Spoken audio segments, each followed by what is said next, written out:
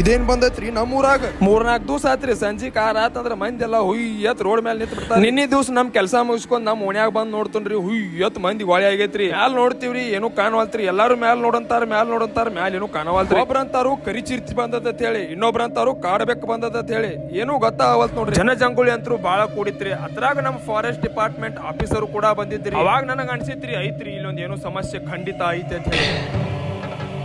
ಇಲ್ಲೊಂದು ಸಮಸ್ಯೆ ಖಂಡಿತ ಇದೆ. ಆಮೇಲೆ ಫಾರೆಸ್ಟ್ ಡಿಪಾರ್ಟ್ಮೆಂಟ್ ಆಫೀಸರ್ ಕೂಡ ಮಾತಾಡಿದ ಮ್ಯಾಲ ಗೊತ್ತಾತ್ರಿ ಇದೊಂದ ಹೆಜ್ಜೆಟ್ ಅಂತ ಹೇಳಿ. ಹೆಜ್ಜೆಟ್ ಅಂದ್ರ ಇದು 3 ಪ್ರಾಣಿಗಳು ಉಳ್ಳಂತಹ ಹೆಜ್ಜೆಟ್ ಅಂತಾರ್ರಿ. ಇದು ಹಿಂದಿನ ಮಂಗ್ಯಾನ ಬಾಲದ ಗತೆ ಕಾಂತತ್ರಿ, ನಡಬರ್ಕಿಂತ ಬೆಕ್ಕಿನ ಗತೆ ಕಾಂತತ್ರಿ, ಮುಂದಿನ ಮುಖ ನಾಯಿ ಗತೆ ಕಾಂತ. ಸುಮಾರು 1 ವಾರ ಆತ್ರಿ ಈ ಹೆಜ್ಜೆಟ್ ಈ ಓಣ್ಯಾಗ ಬಂದ್ ಕಿಸಿಂದ. ಯಾಕಂದ್ರ ಆತ್ರ 3 ಮರಿಗಳು ಇತ್ತು. 3-4 ದಿವಸ ಆತ್ರಿ ಮಂದಿ ಕೂಡುದ್ ನೋಡ್ ಕಿಸಿಂದ. ಅದಕ್ಕೂ ಅನ್ಸಿರ್ಬೋದ್ರಿ ಹೆಜ್ಜೆಟ್ಕ ನಾ ಬರುದ್ ಬಂದಾನಿ, ಆದ್ರ ರಾಂಪುರಾಗ ಈ ಏರಿಯಾಕ್ ಎದಕ್ ಬಂದನ ಅಂತ ಹೇಳಿ ಅನ್ಸಿರ್ಬೇಕ್ರಿ. ಯಾಕಪ್ಪ ಅಂದ್ರ ಅದಕ್ಕ ಟಾರ್ಚರ್ ಕೊಟ್ಟಂಗ್ ಮಾಡ್ಯಾರ್ರಿ.